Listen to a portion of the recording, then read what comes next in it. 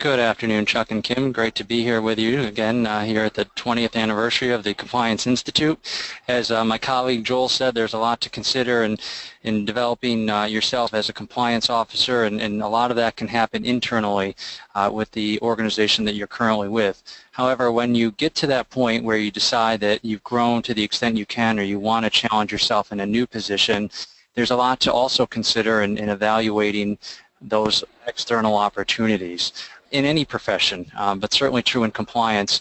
The interviewing process, the job search process is a two-way street, and it's important for individuals not to get overexcited and just to jump at a new opportunity because, no, well, number one, it's new, or number two, that it may just pay you more money, but you have to make sure it's a good fit not only for the organization but also for the individual candidate who is considering that opportunity.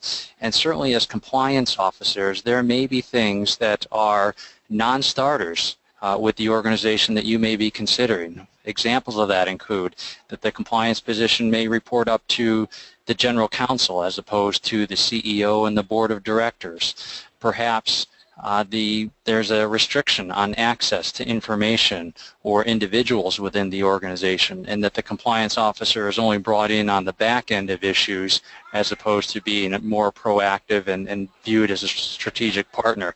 So all of those things must be considered when viewing new opportunities. It's important, like any other job, to position yourself and to be able to sell your services and your abilities. And so resumes are important, cover letters, making sure you have an appropriate elevator speech ready. Compliance, as Joel had mentioned earlier, you're looking at a variety of different positions in a variety of different organizations. And so it's not uncommon for a compliance officer to have to take bits and pieces from a variety of previous positions and weave those together in order to sell your credentials for this new opportunity. Maybe you've done parts of a job description in several different previous positions, and again, taking those, weaving them together to say you can do this job, you're competent, you're qualified, and the organization should have confidence in your ability going forward. If we look back 20 years, compliance wasn't even a profession, right? Maybe even 15 years ago. But here we are in 2016, and if you look at places like the HCCA job postings, you'll see numerous postings that come out every day, let alone every week.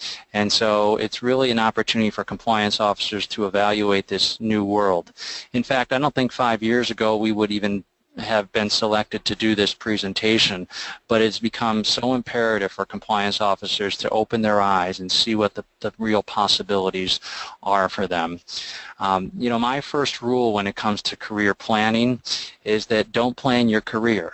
Now, that doesn't mean don't prepare for your career, but in this day and age, if you have a set plan of what you're going to do jumping from job to job and opportunity to opportunity, you're going to miss the new world, the new opportunities that are arising every single day, not only from sector to sector within the healthcare industry, but also in other industries as well.